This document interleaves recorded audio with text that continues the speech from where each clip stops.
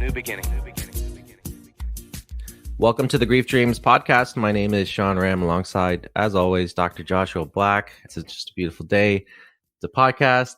We love doing it. And again, we love talking to unique and different types of people. And like all of us are. Wanted to, again, give a shout out to all you listeners out there. Thank you so much for taking the time to listen, and all over the world, all over Canada, all over the United States and globally. And we really appreciate just you taking the time out to spend your day or spend some time with us. So on today's podcast, we have with us Matthew Bocchi. And at the age of 9, Matthew's father died in 2001 on 9/11 in the World Trade Center. He began an obsessive quest to find out exactly how his father died. Now 28 and sober, he teaches a clear and intricate lesson. No matter how far you fall, you can always rise again. No matter how far you stray, you can always find your home. And no matter how wide you sway, you can always pick up pieces and stand tall. His new book, Sway, is a unique story full of heartbreak and despair, grief and uncertainty, but most importantly, happiness. Matthew, welcome to the podcast. Thanks, guys. Thanks for having me. Pleasure to be here. So I said, this is when I read about this in your bio, as I said, it's just like, it broke my heart. And one of the reasons is because you were a kid, and losing your father. I lost my father when I was older, so I had a little bit more coping skills maybe than, a child would. So I'm really, if you want to first start talking about your relationship with your dad, as a child, and then how do you even start processing what happened? Yeah, well, I'm the oldest of 4 boys, and my relationship with my dad was in a way a little bit different than theirs. I was not much older than them, but older enough where it affected me a little bit differently. Before he died, I was very close to my father. Even as a little kid, I looked forward to him coming home every day from work, and we have a lot of family videos and stuff. That most of the time my dad was behind the camera, but then there was times that my mom took it too. And seeing the connection I had with my dad was beautiful, but at the same time heartbreaking too, just to know, to look back now older and see the connection I had with him, and just the fact that I loved him so much. And so, dealing with his loss, well, it was one of the hardest things I've ever had to do. It was certainly difficult for me to process what exactly happened. And as a 9-year-old, even as like adults who were witnessing 9/11 and what was unfolding, it was a lot for people to process. So for a 9-year-old kid to watch footage of, the planes hitting the towers and people jumping and the buildings collapsing, it almost seemed too surreal to be a reality. And I think I kind of held on to that belief that, that there was just no way that this could happen. Quickly those dreams and hopes were diminished and squashed. But I really found it difficult to understand, that my dad died, right? And B, understand that what was more difficult for me to understand was the fact that there could have been multiple ways that he could have died. And that was what was so difficult, because when people, you lose a parent in a car accident or, with an illness, you have a cut and dry answer. And with 9/11 particularly, there were so many people who weren't identified, that, remains weren't found. We were grateful that that was the case for us, that we did find something. But even so, there were still so many unknown factors. He wasn't in one of the planes. So he could have died from asphyxiation. He could have died from the building collapsing. He could have died from jumping. And so that was what was so difficult and hard for me to wrap my head around, was the fact that I didn't know what happened to him. And that was what I struggled with. And how did people try to support you at that time? Were you to be able to talk to anyone? Did they just avoid your grief? Because sometimes children's grief is disenfranchised, and when other people are grieving, it tends to be overlooked a little bit more too. Were you able to get support from anyone around you? I did, yeah. And there was certainly a dichotomy between family members who understood that this was something I needed to process and, to answer the questions I was asking, maybe it was important for me to understand. And then there was also family members who felt that it wasn't going to prove to be anything useful for me. It was just something that I had to accept.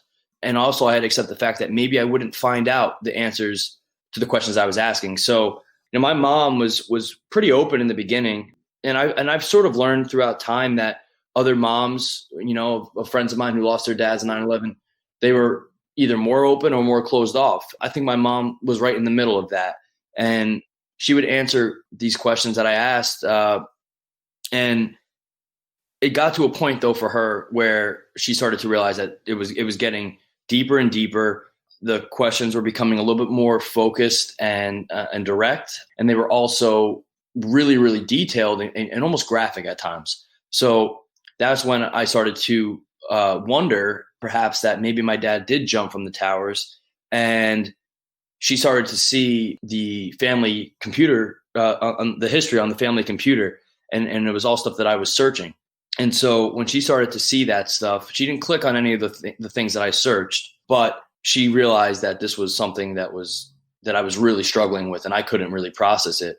And that's when she started to kind of put her hands up and say, listen, you can't be doing this to yourself. You're just going to go down a deeper and deeper hole that maybe you won't be able to come out of. And you're going to see something that you can't unsee, and it's going to really affect you. And that was certainly true in a variety of ways. But, unfortunately I had family members who did continue to answer these questions, one of which who manipulated me and exposed my vulnerabilities. But most of them started to realize that, engaging in those conversations was just proving more harm than good. Wow. Yeah, I can see different sides to that, right? Like your mom is also grieving and probably has a lot on her plate, and is trying to be protective of you and has good intentions and saying, okay, here's this 9-10-year-old who's looking at some stuff, dealing with some stuff that's usually not what a 9-10-year-old kind of deals with. And I also understand the need to know. That's not for myself. I myself haven't dealt with that situation where I've been, haven't known the circumstances surrounding loved ones that have passed away. But we have talked to people who have explained that to us, that the need to know, or even the need to see the body is, for a lot of people, there is a drive there. And I think that explains in a lot of situations why we have funerals and open caskets. And again, there are people who don't want to go there either. So there's people are different and everybody's different. But I do understand the need aspect as well of needing to know. And my mom actually was one of those people who, and this was another thing, right? This is where it was a rare situation that there was enough of a person found that could be viewed. And that was our case. But my mom didn't ask to see what was in the bag, in the black bag. She asked to see, or asked to feel. And the woman who was at the funeral home actually told her, Michelle, like, my mom's going to ship Michelle, you don't want to do it. You really don't want to do it. And she wouldn't let her. And my mom probably could have like argued and pushed for it, but I think that's something that she's kind of she's a little maybe grateful for now, that she didn't do that, because it probably would have tarnished her image of my dad. And then on the other side of that, I know families who, even if they didn't find much, like they actually did want to see, and they did see the remains. And like you said, I can understand both sides of that spectrum. If I was a little bit older at that time, I probably would have wanted to feel it or see it. And I just think it's just such a hard thing to grasp, loss in general. Just, I had to be at my grandmother's house when my grandfather passed away. And that was a gift in and of itself. I was about 3 or 4 years sober, 3 years sober. And I got that call to go help my grandma before the cops got there and stuff, and the ambulance and everything. And then, seeing him there versus seeing him in the funeral home at the wake and stuff, the difference. And I thought that it would kind of mess with my head a little bit and maybe prevent me from, remember him in a good way. But, it gave me an interesting type of closure that I never thought I would have. And so I don't have that type of feeling that I thought I would have regarding his death and seeing him in that way. When you were searching, did you ever end up finding out how your father died, or is that still sort of a mystery that sits in the mind? I did. I did. What happened was when I was about 10 years old or so, I always heard 9.5 years old to 10, right? In those early months after, I always heard rumblings that, he was in the staircase when the building collapsed and that his death was quick and that he was alive one moment and gone the next. And as a younger kid, even as a younger kid, I kind of thought, oh, this is just like, they're just saying this fairy tale ending, so that like, not that I wouldn't want to know more, but just like, it just seems so convenient, I guess. And so I was told by an uncle, he was an uncle through marriage, that my father jumped, and that led to me being sexually abused by him. And so my quest of trying to find him in one of those pictures or videos of people jumping was really, really big. It was ignited, and that was something that was hard for me to deal with. And I was really determined to find him in one of those pictures. Then years later, I finally had a conversation with my mom about it where she told me, more details. Because I had thought, I was under the impression that they had found the majority of him intact at once, and that was not the case. But she told me more details of things and reasons why she could, believe that he was in that staircase. And, so now, do I believe that? Yes, I do. Of course, there's part of me that always wants to know more, but it's something I won't find out. What led your uncle to say that? I think he was just, he's a sick individual, predator, and he'd been trying to groom me and for a couple of years prior. Ironically, as I got older, you would think I'd become a little bit more weary of it or smarter regarding it, but I was just a really vulnerable kid. And so when the other opportunities weren't working, or his other attempts weren't working, and he realized how deeply affected I was by my dad's death, for starters, but also more particularly trying to solve his death and figure out what happened, he just, fed into what I was asking, the questions I was asking. And he knew if he told me certain answers, even though they were false, that those responses would make me even more vulnerable and like more susceptible to believe him for things, Wow, I'm really like taken back, and I don't know what to even say for you to go through that experience and to have someone manipulate you to get what they need through your grief rather than helping you. I can't imagine what that does. Like I just like it's hard. It was really heartbreaking for me to sit with the truth of that, and that even occurs. Yeah, I don't know if where to go. I really don't know where to go from here. Yeah, the trust, someone you're supposed to trust, and they're using this information. They know you enough to know how to manipulate you to get what they need, and it's heartbreaking for someone your age, because it's not, again, obviously it's not your fault. You're a child at that point, and it's very it's a tough one. Obviously, you lived through it.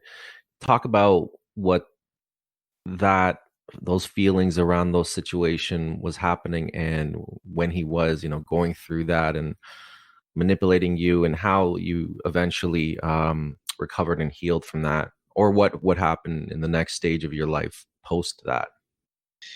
Well, so like to kind of go off of Joshua's thoughts, like instead of it being really aware for me, like to really process that, like, the abuse and all that stuff at that time, I was more fixated on figuring out like basically what was going on at that time was, it had been about 4 years of searching and basically looking at the same videos and pictures over and over and over again, and not seeing anything new or not developing any new leads, so to speak. I viewed myself as like almost like a detective. I was looking through data and pictures and trying to like figure out like, direction wise and like on a map, like where my dad's office was located, which side of the building he would have been going out of, or like, hanging out of the windows, like which direction, because there were so many different vantage points.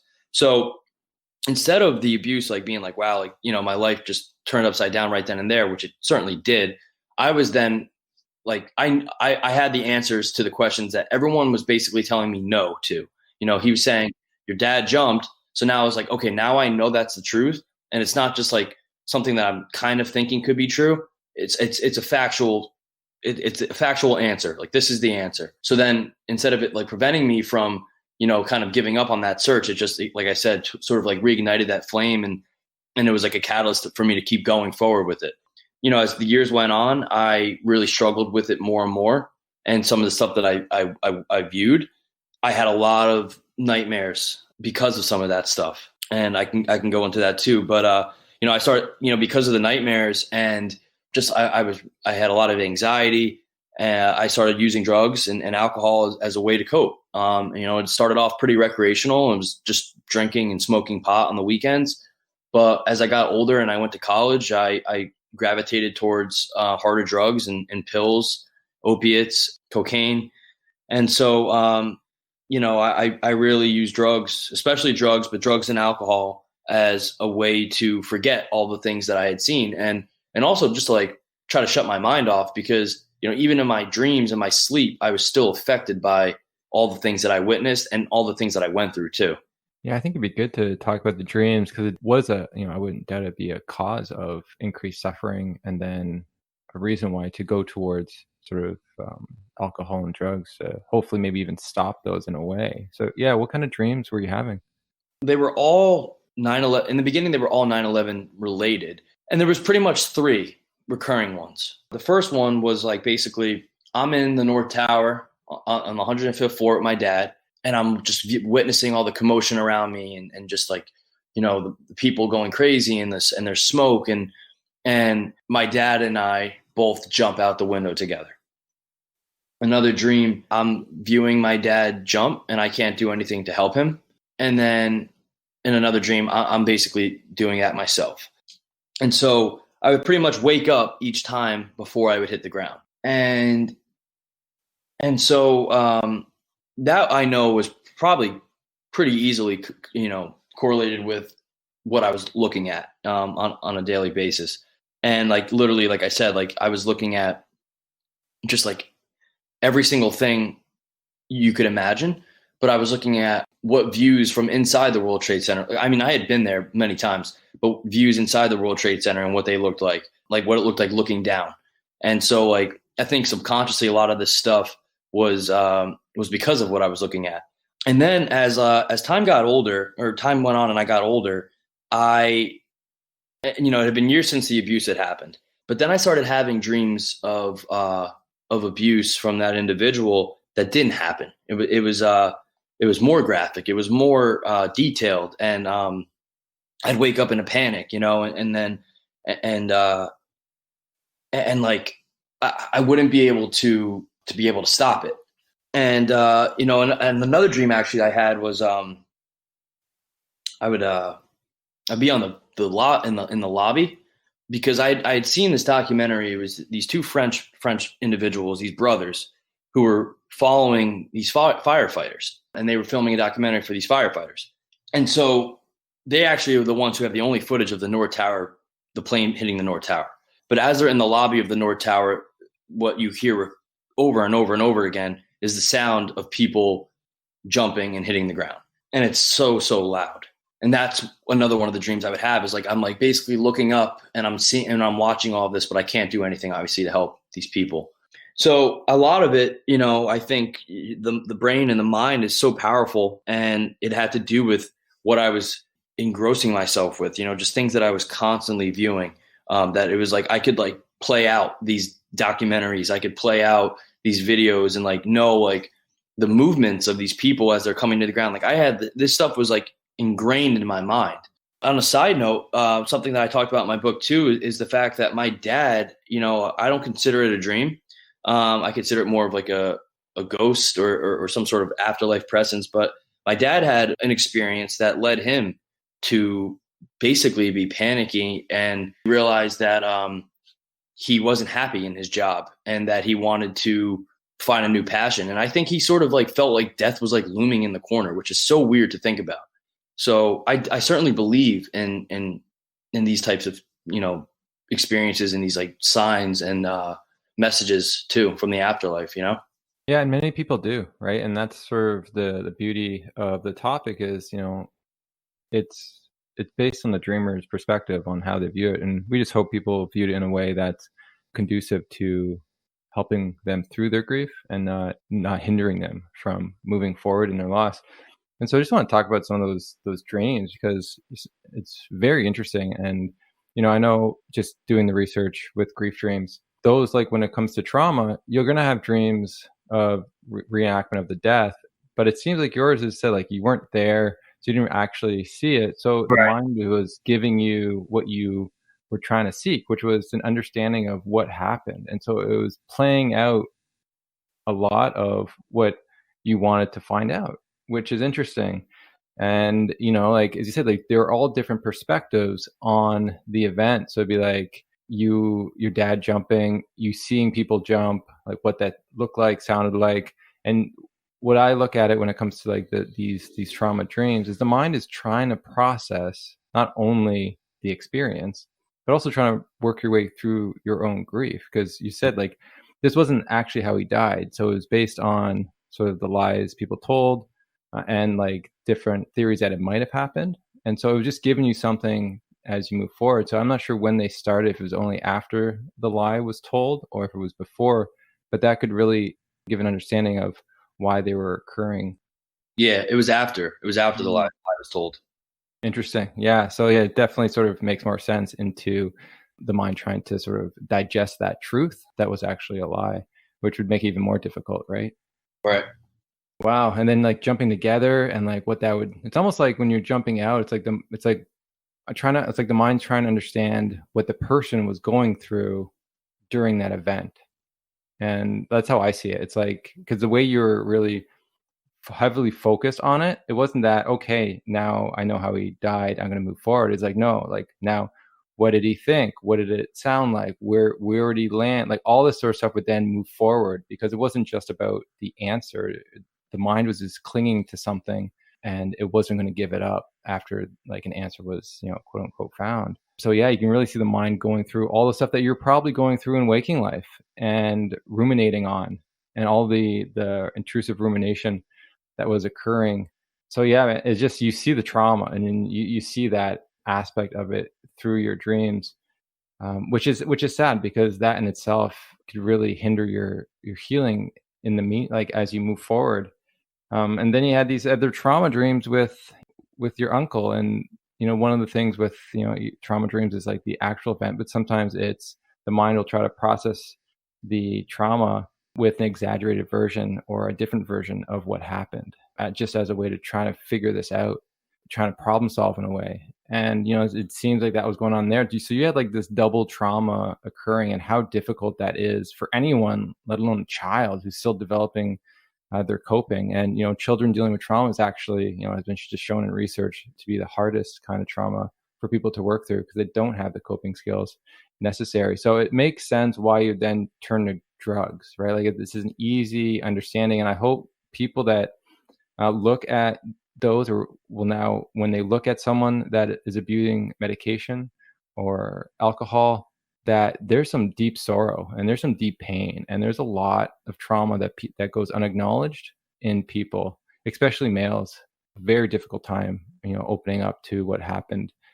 And so, I'm really grateful for you just to be able to open up and share these truths, because it can really change the perspective of how people treat others moving forward in all circumstances, and the issues on how to help people going through that. So for you, how did you have any kind of support? Like what helped you get over or get through the addiction to then work through your grief? So in 2013, that's when my mom was pretty aware that I was addicted to drugs. I went to my first detox facility, and when I was in there, I got a call that my grandfather, my dad's dad, passed away. And when I got that call, I was like, okay, like I'm not going to stay sober. And I didn't stay sober. I got out and pretty much immediately got high. So the support was there. I went to another detox pretty quickly thereafter. And then I kind of just skated by. I was in college, and I was at a good college, and I'm somehow miraculously passing classes and doing okay. And so on the outside, I put on this facade that things were all right. I got through college, and I got a job in New York City in finance, and like once again, like continuing this this image that things were all right with me, even though I was suffering immensely inside. But eventually, I had legal trouble that happened right when I got out of school, and pretty much put my career at risk. And then I still didn't take any action with it. It took me having my own a spiritual experience that prompted me to want to get sober. And I pretty much admitted to my mom, like, listen, all these things that you're either accusing me or suspicious that I'm lying about, those are all, you're right. I am doing all of that. And things like fraud that I had committed and stuff like that. I went to that facility, and then I went to another facility and a sober house, and then I maintained my sobriety since. And the support was there. My mom supported me. She wanted me to get better. She didn't want me to die, obviously, which is what she feared if I continued down that road. And when I was about 6-7 months sober, I was working this. I still work the steps, but I was working the steps for the first time, and I came forward about the abuse for pretty much the first time ever. I think I actually spoke about it one time when I was under the influence, but it was like an in passing type of deal, and nothing that the person I told took really seriously or something that like was going to be done, I guess. So, but I came forward about it, and then I ended up telling my mom. I told my uncle, my dad's brother, who I'm very close with, and then I proceeded to take legal action.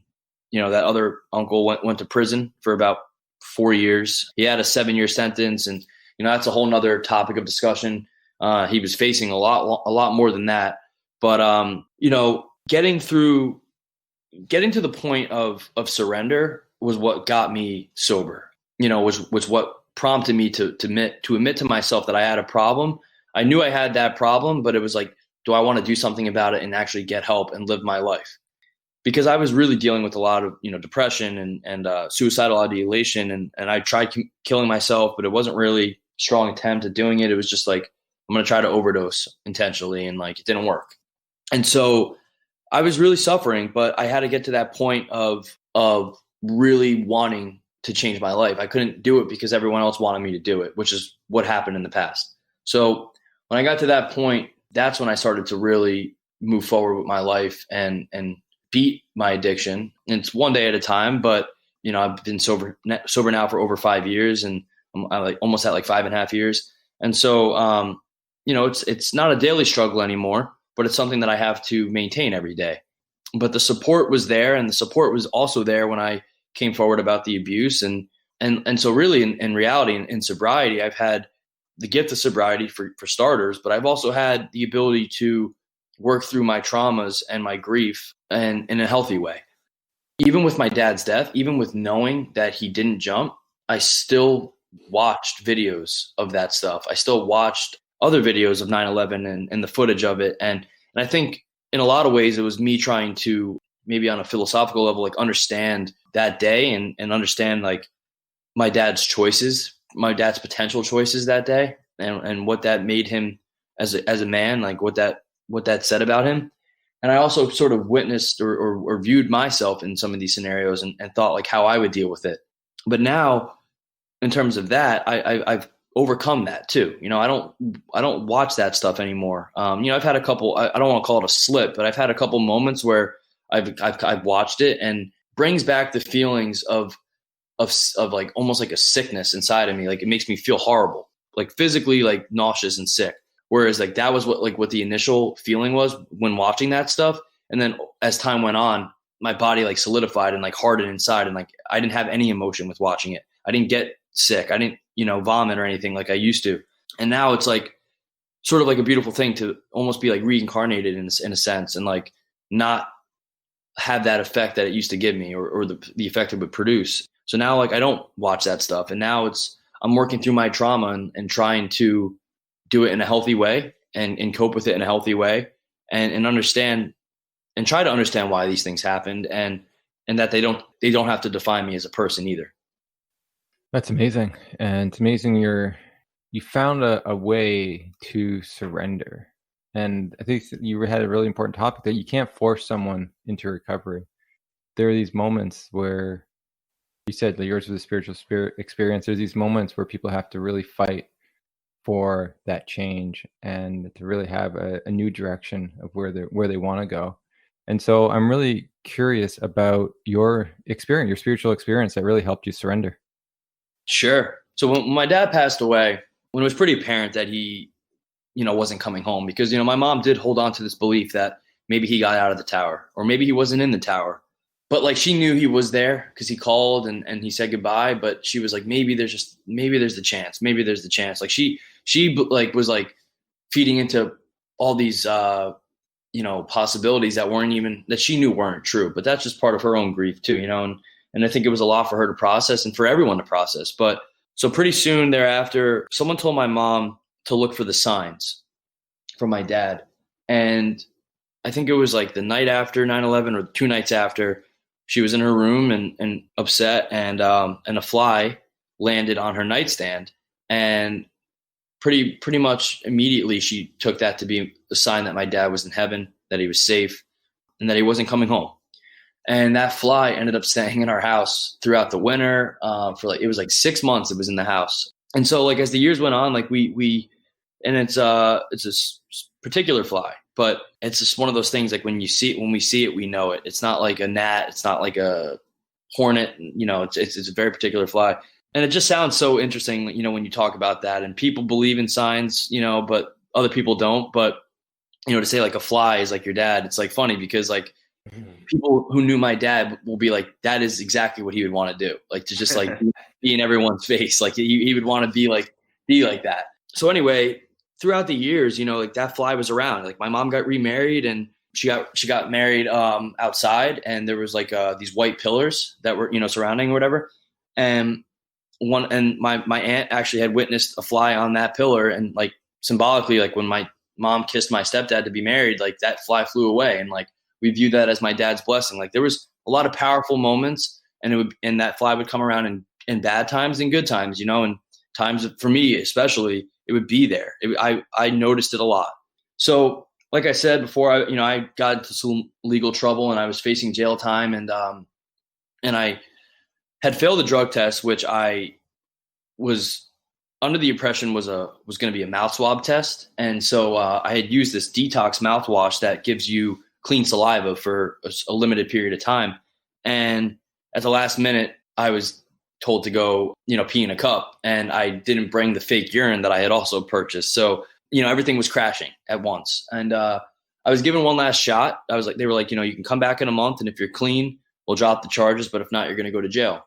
And I didn't know what to do. And I was at a fork in the road and didn't know what I should do. And I was pacing around the house by myself. It was a summer day in July 22nd. And I literally didn't know what to do. I was talking to people who I was doing, these drugs with, or also like affiliated dealers too. And they were like, oh, just go back in a month, like bring the fake urine with you just in case, and you'll be fine. Like the guy, when I was in the bathroom, like didn't even look at me peeing, which they're supposed to look at it through like this like angled mirror to make sure you don't have anything that's like, going to contaminate the test or fake it.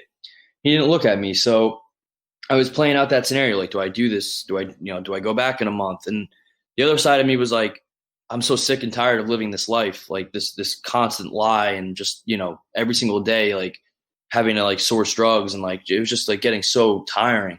I had gone outside to smoke a joint, and for whatever reason, like I walked out into my backyard, and like I was just like hit with like emotion, because I looked up in the sky and it was like a crystal clear blue sky day, just like on the morning of 9/11.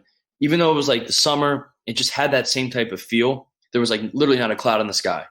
And I broke down crying, which for me was very rare in active addiction. I bottled my emotions. I was pretty much constantly numb, physically and emotionally. And for whatever reason, I just broke down, and I said, Dad, please give me a sign. I need help.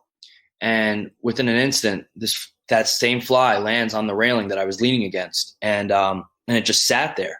And it moved around in a circle and would stop and look at me, and move around again in a circle and stop and look at me. And I was like blown away by it, and I pulled out my phone and I recorded it, because I was like, I want to like hold on to this moment. Finally, it flies away after about 10 minutes or so. And I was like, you know what? I'm done with this. I'm done with all this shit. And I went inside and I called up a detox on my own, and I like no one was at my house. They were actually down the shore. And I said, I called and I said, listen, I need a bed today. And they were like, we can't get you in today. We can get you in 2 days. I said, okay, that's fine. I'll take it. Let me book that bed. And they said, okay, you're all set.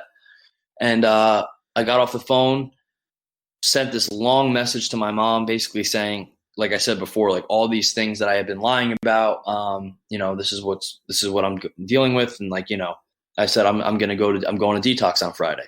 And in the past, like, I'd always manipulated my way out of going to rehab. It was like, okay, I'll go to a detox, get like a little like oil change and clean up and I'll be all right. And it never worked. But, something was different inside of me, something had clicked in my mind. And I was like, I knew I didn't want to live that life anymore. And I went to detox. And then when the time came to go to rehab, I went to rehab. And then 30 days later after that, I once again was faced with an opportunity of growth. And what had happened was I was planning on coming home, going back to work, going into therapy and trying to, face and deal with my demons. And my mom agreed to it. And then at the last minute, the next day, she was at the rehab for this family program. And she says, I really want you to go to the sober house in New Hampshire. I'm worried if you come home, you're going to relapse. And we were outside sitting in this gazebo after I was like screaming at her, basically saying like, I'm not going. Like I was gaslighting her. I was like, I'm not going. Like, why you don't want me to come home? Like all this stuff. And she was like crying and stuff. And then all of a sudden I just said, you know what? I'll go.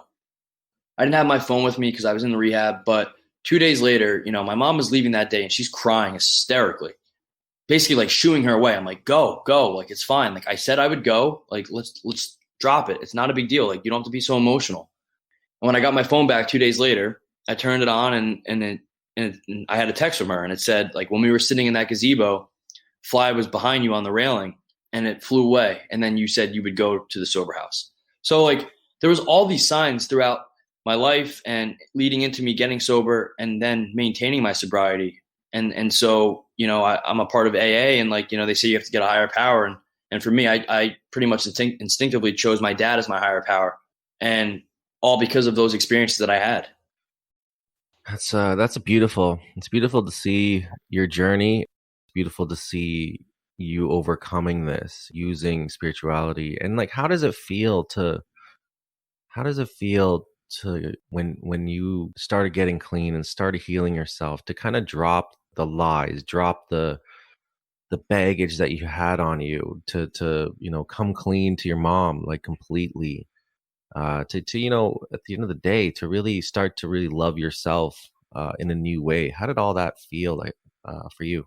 Well, it was it was freeing, and to put it bluntly, it was very freeing. And getting over the physical dependency that I had with certain drugs, I don't want to say it was the easy part, but it was one of the easier parts in hindsight, because once I was like, my body was rid of all that stuff and I was like living my life and like waking up, not in withdrawal, and like waking up as a normal person, I guess, that was amazing. But then it was like dealing with like the real stuff, the emotional stuff, the mental stuff, and the spiritual stuff too. And coping with the things that I went through that were kept internally, and things that I had to let out in order to really be able to grow as a person.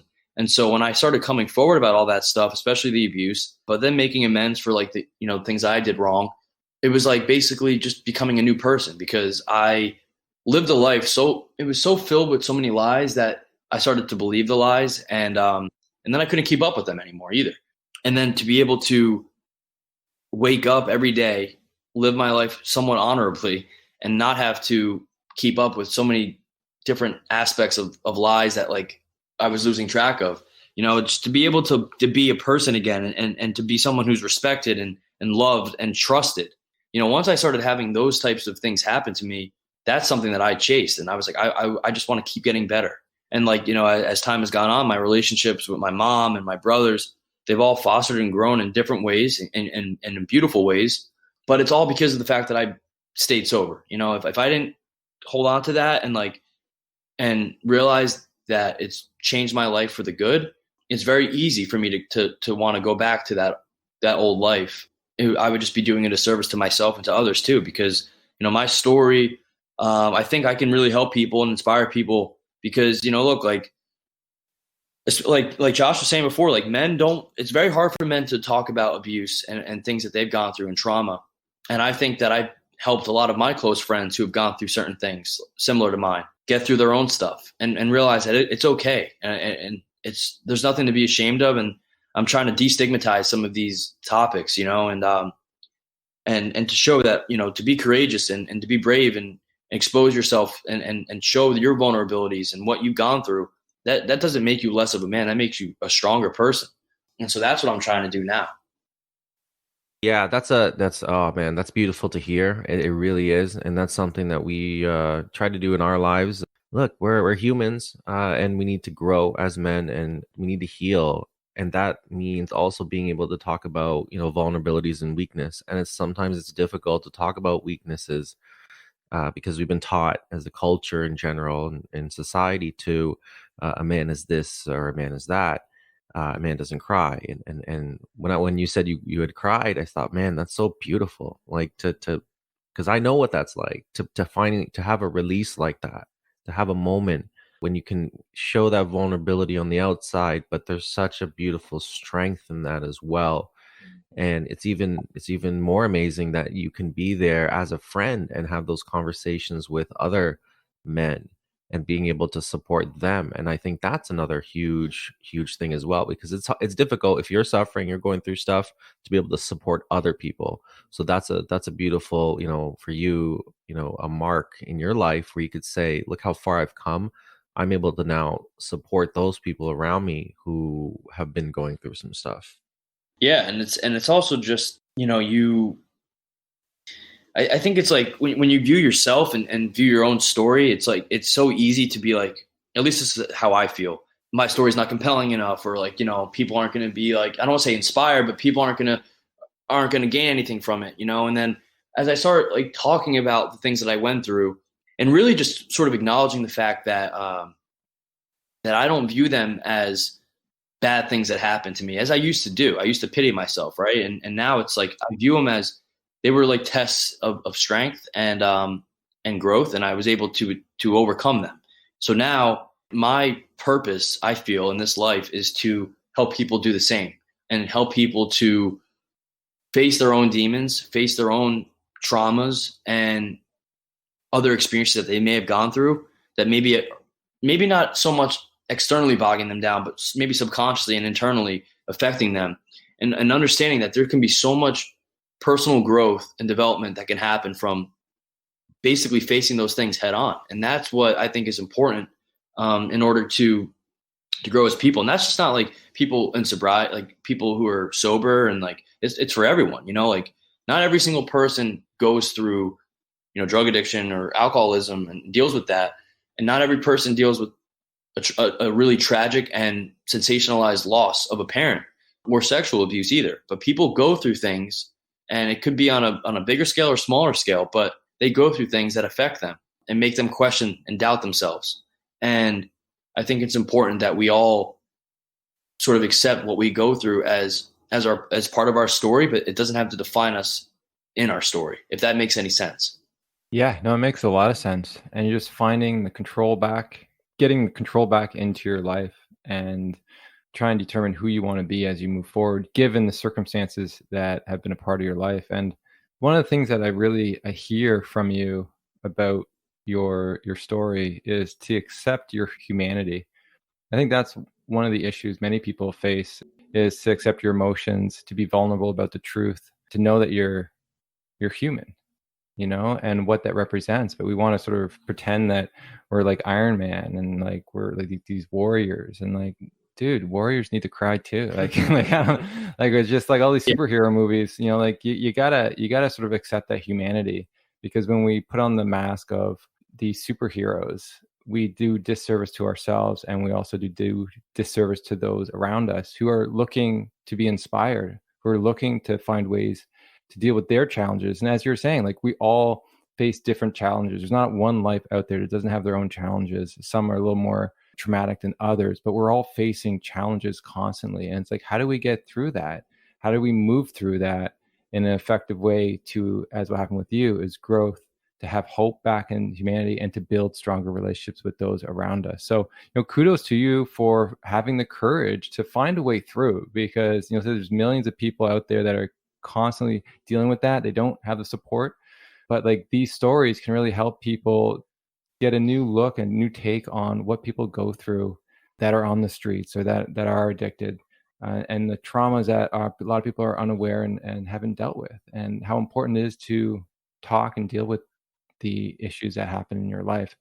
And so I'm really curious about, what are ways that you cope now? Because we know about what you did last time or before. So what do you use now to cope, or how do you cope now? Well, I'm still a very anxious person, and I'm very big in. I've always been a very spiritual person, but I'm very big with meditation, and it's really easier said than done. But pause, and that's something that I'm still trying to really grow with, and get better at doing. I find myself catching myself a little bit more than I used to. Like it's so easy for me to want to like lash out or jump the gun. And I find myself kind of holding back at times and being like, okay, like, do I need to act on this now? But, I try to do things in a healthier way, and it starts with little things, right? Like working out, exercise. That's important for me. If I notice the change in my mind, even after a couple of days of not like working out or going for a run or something like that, and I could see the shift.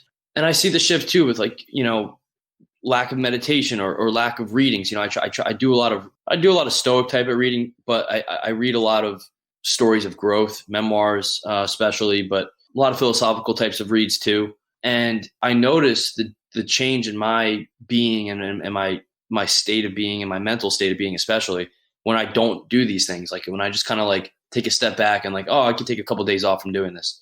And it sounds like such a small thing to not do, but for someone like me, I need to constantly be finding ways to better myself in a healthy way. And so a lot of that goes hand in hand with working the steps, and I have to keep doing that as well. I have to stay on top of myself, and I still go to meetings, and it's important for me to do that. It's important for me to, I still do therapy as well, and it's important for me to talk about these things. Sometimes, in a more of a closed setting, but also talk about it in a bigger setting too, because if I don't talk about it, then it just becomes less real. When I start saying these things vocally, it adds a certain level of realism to it. And that's what's like when I lost a friend the other day, a really close friend of mine. Don't know for sure if it was an overdose yet, but it's there's a couple rumors, but the bottom line is like,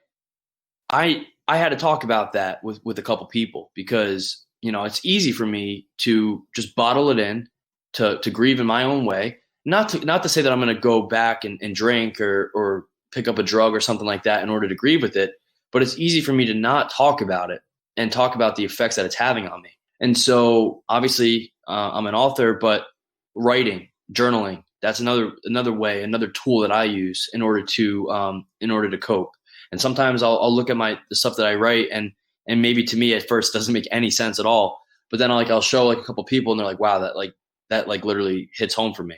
And so I'm working a lot on getting better with my self-esteem and my confidence, and not doubting myself as much, and sort of just like trusting my gut and my heart.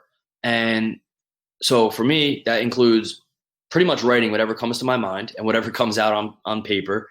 And hoping that it means something to someone or solidifies in someone's mind, because I think that a big problem that I dealt with in the past was thinking that my story or what I have to say won't have an effect on someone or impact them, when in fact it's the complete opposite. So those are some of the tools that I use now.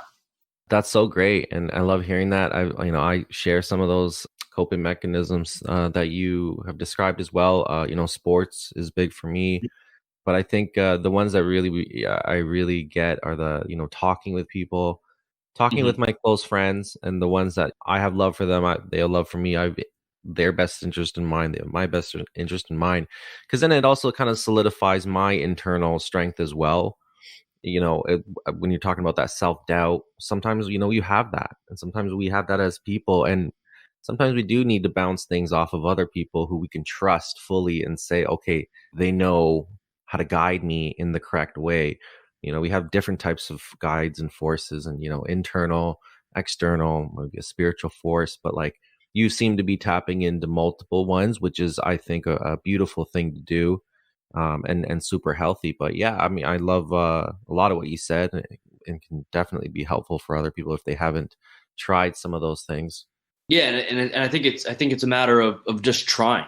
People will like be like, oh, like meditation. Like I'm not like Buddha. Like Gandhi. Like I don't. No one's like Buddha. Yeah, Yeah, none of us are, for sure.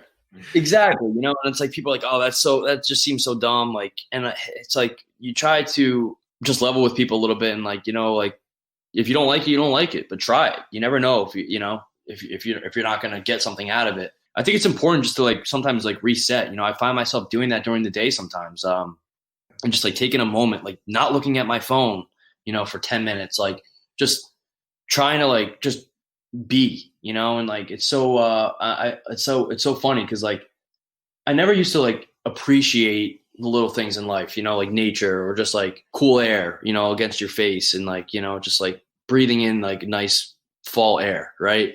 Like little things that you just take for granted, I guess. And now it's like I find myself more aware of like where I am as a person, but also physically, like where I am, and just sort of embracing that for what it's worth. That's what I got from what you said earlier was definitely like self-monitoring, being aware of where you're at, because before it gets out of hand, that before, you're 2, 3, 4 days into this, and into like maybe a negative spot, and I'm just talking about myself, maybe a bad mindset is like, penciling in things in your day for self-care, and that awareness of it is like, okay, I know that, okay, I'm gonna be podcasting this day. That's great. That always lifts me up. That always brings me to a great spot. Okay, I'm gonna be playing sports. Okay, or maybe I'm down. Maybe I need to take a bath. Maybe it is reading a positive book once in a while, or maybe it's talking to a friend. But it's that monitoring yourself, and understanding where your own head's at, and the thoughts that are kind of going through that, through the day, and through your mind and through your life. And again, like you said in the last part of that, is just you do develop a joy once you're in that mode. I think you develop a joy and appreciation for things around you and the small things, and you wake up to some of those things. And I've gone through, I've had those moments, and I've also had moments where I haven't really, taken the time to smell the roses, so to speak. Right. Right.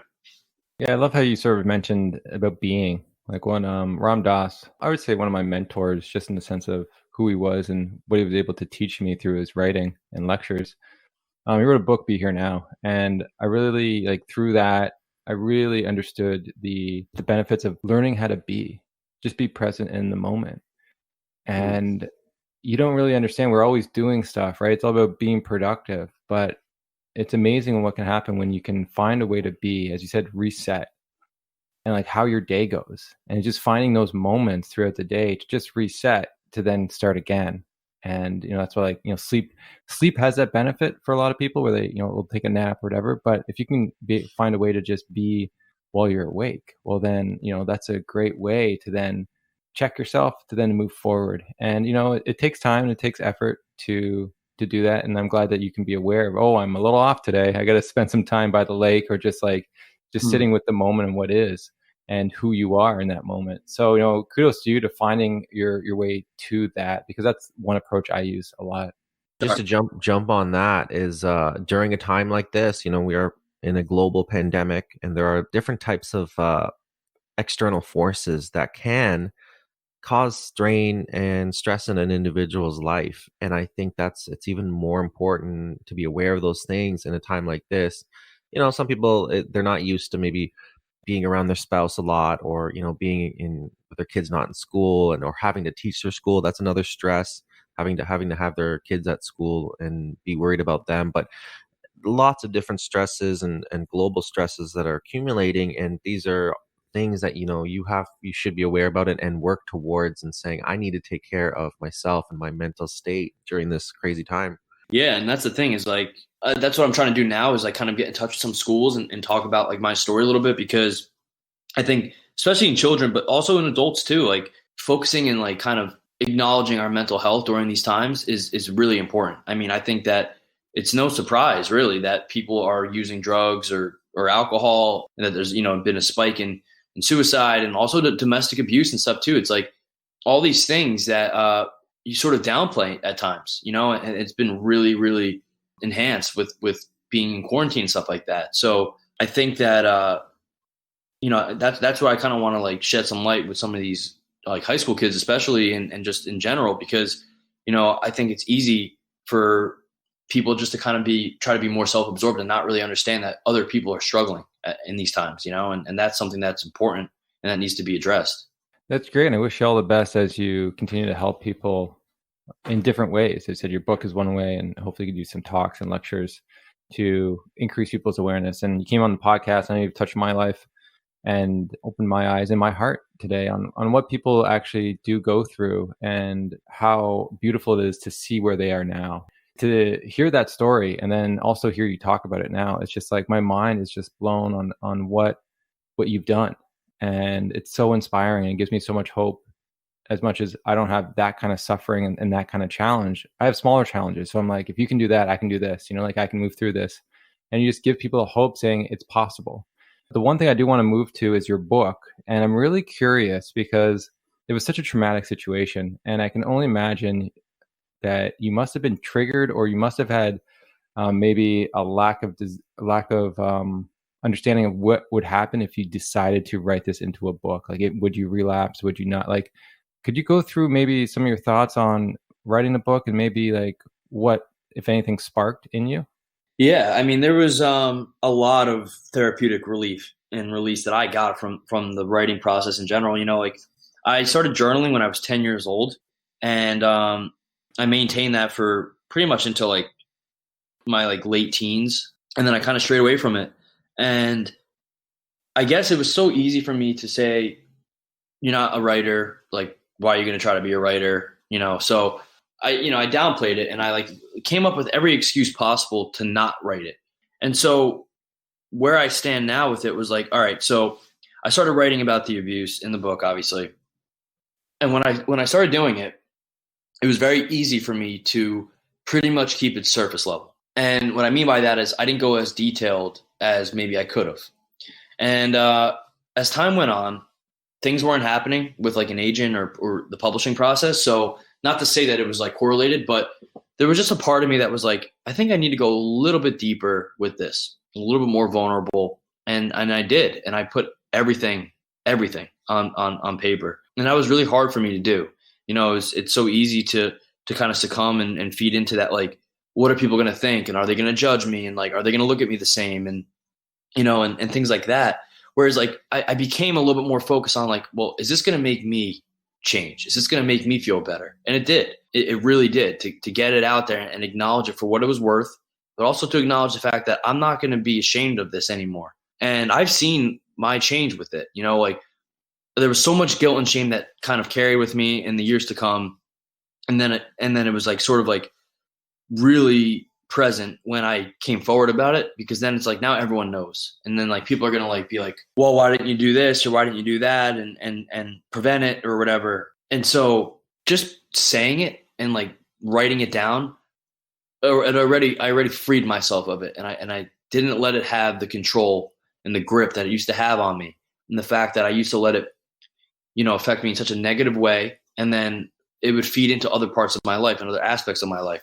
So then getting everything else out on paper too. I didn't want my story to be a drug story particularly. I didn't want it to be a 9/11 story either. I wanted to really encompass everything that I went through and to really know that there's resilience to be found in the story, and there's inspiration and there's hope. More importantly, there's hope, that you can get through all these things in life that you go through, that seem, insurmountable. You can do it. And so like the irony is I got laid off from I was working in finance still in sobriety, and got laid off in about over a year ago. And And so I still hadn't had the book published. I didn't have a deal yet, anything like that. And I said to myself, I'm going to give this one last shot into the new year. And if it doesn't work out, it doesn't work out. But at least I can say I was persistent and that I tried. And lo and behold, I got my book deal about a month into the new year. And I was like kind of hesitant. I was like, do we want to get the book out, like publish it for the 20th year anniversary, or do we want to get it out now? And they wanted it to get out that September. So we did. And it was a lot of work from that time. COVID paused some things and, delayed certain things as well. But, we were able to get it done and do the little back end stuff that we had to do in order to get it published for September. And then, now it's like in about 4 years ago, and I started speaking at schools and telling my story. And that was something I always wanted to do. And then people started saying to me, you should write a book. So I was like, all right, like I can write a book. And it was hard for someone with like ADD and like a lot of self-doubt as well. Like, I went around in a lot of circles and getting it done, but I did get it done. And so now that it's out, people have started approaching me and saying, when's the next one coming out? And like, that's like where the funny thing is, like before they even started saying that stuff, I started writing, like started continuing to do daily writing as I have been doing like in the last couple of years. And that's like where I'm starting to see my purpose. I'm starting to see my purpose in hopefully the things that I write or the messages that I'm trying to portray are getting through to people. And I can sort of, couple that with speaking as well. And, I think that I truly found my passion in life, which is, it took me a while to get here, but I'm here. That's beautiful. It's so inspiring. Woo! Look at you go. and it's great to hear. And I'm said like, it's what an interesting podcast. The amount of emotions I've just faced just by hearing you. So there's a lot of power in your words and in your story for others to gain encouragement as they move forward through their struggles. And it said, like as Sean was saying, like COVID-19 is a struggle for many reasons. And this is a timely book to give encouragement on what's possible when you actually look at the situation that you're trying to deal with and give it the time and day to talk about. And so the book is Sway. And so where can people find the book? Well, you could find it in your popular bookstores, Barnes & Noble, Indigo. It's on Amazon. That's where people are resorting to, I think, a lot. Kindle, Apple Books, and it's also on an audiobook on Audible. Oh, no way. Is it you talking? Unfortunately, it's not me talking. No. We couldn't work that out in the deal, but I think the guy who who narrated it did a good job. And I liked his voice, and I thought he did a better job maybe than I would have with some of the emotional scenes that may have been hard for me to talk about, or not talk about, but read it. It's different when you talk about it versus like reading it out loud and making sure that it's done in like almost like a theatrical type of way. But I'm happy with it. Hey, as long as you're happy, that's great. So our last question on the podcast is, if you could have a dream tonight of your father, what would that dream look like to you? Wow, that's a great question. I would like a dream, that's maybe like I don't want to say a happy ending, but sort of just like a dream of a happy moment, of spending a happy moment with my dad and just feeling his presence there, and just, it's easy to forget certain things. I have a voice recording of his voicemail. If I didn't have that, and if we didn't have the family videos and stuff too, but if I didn't have that voice recording, I probably would have forgotten his voice by now. And I would just I would like a dream that just maybe us driving in his car, and just being there together. That's beautiful. I just have just to follow up with that, the setting would be you just driving a car. But actually the question in my head was, do you have like a favorite memory of you and him, or him and the family when he was alive? Yeah, so my dad was a big sports car enthusiast. So my dad, he came from very poor background. My grandparents were right off the boat, Italian immigrants, and they provided a life though that was more than they could have imagined. But he wanted so much in life, and he was told that he wouldn't get it, and he got it. He proved people wrong. So when I talk about his car, he had a Porsche. At one point he had a Ferrari, but he sold it, and he loved his Porsche, and we used to drive around all the time in that. And so that's those are some fond memories that I have. But also being together as a family and going to the beach, and we used to always we would go to the same ice cream spot after the beach, and so those are some really fond memories that I have, and things that we've kept alive in the years after. Oh, that's nice. So beautiful. And so the moment you want to remember, so you're going to be a child in that moment then, and it's just going to be a replay of something you've been through that maybe you have forgot? Well, I kind of would like a dream where it's like present, like him alive now and me where I am today, and what it would be like. I've often wondered what life would be like if he never died. And not to say that some of the things that I went through, which I probably could presume wouldn't have happened, but just to wonder what it would be like to have a conversation with him and get his take on certain things and just things that I missed out on, and conversations I've missed out on, and I think it's so easy for us to take for granted relationships, especially relationships with our parents. And I have to hold on to that, that what if, and wonder what life would be like if he was here. And I think I can say for certain that he would be proud of me and proud that I found my real passion, because he was trying to find his own, and I think his story serves as a lesson for me to not like just try to chase money or try to, not that he was doing that, but not to try to chase like some sort of like, materialistic happiness. Right. And just to know that when you find your true passion in life, like, like they always say, it always sounded so cliche to me. Like, oh, when you love what you do, it's not really a job or whatever that quote is. And like now it's like, that is the truth. Like that I do, like I'm not sitting here raking in like, trillions of dollars, but, and I could say yet, I still envision myself to be successful, but, I'm happy. I'm the happiest I've been in a long time. And I know that I'm where I need to be today. And I think my dad would certainly agree with me and say the same thing. Yeah. Who couldn't be so proud of you in this moment on overcoming so many obstacles that were forced upon you, and to get through those and to see what you're doing now with that knowledge and with that understanding. It's a beautiful feeling. And I always get inspired by those people who do it. Hopefully that inspires more people to do it, as you said, and share.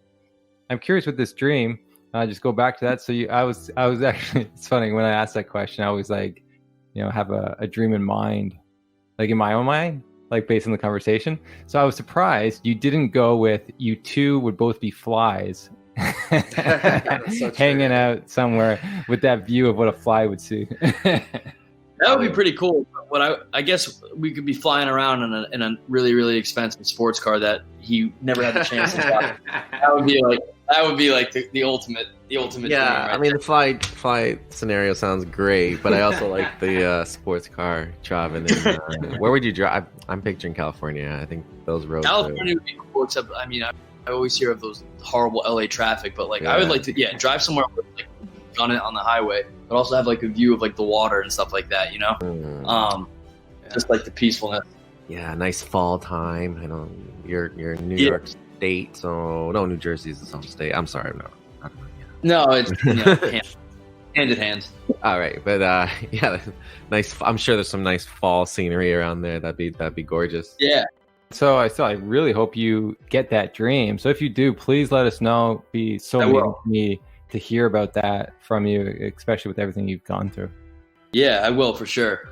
I've always after I saw the movie Inception, I was like, I really wish I could just, tap into my dreams in like a certain way. So if that happens, I'll let you know for sure.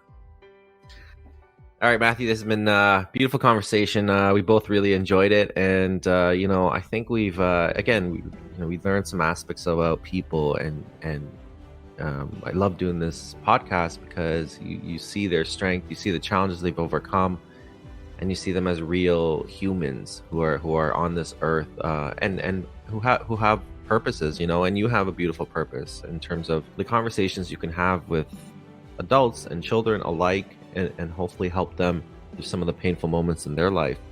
Everybody can please check out our platform at griefdreams.ca for more information on the topic. If you would like to contribute to the podcast, there are links on our website where you can do that.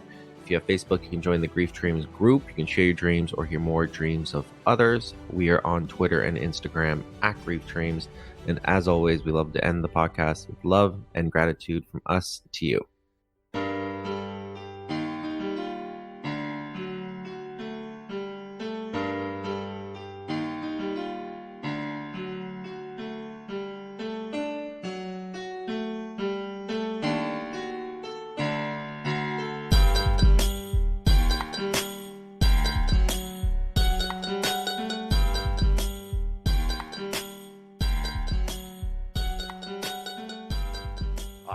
enjoyed this conversation in English. I have questions. I have introduced myself. You have introduced yourself. This is a very good conversation.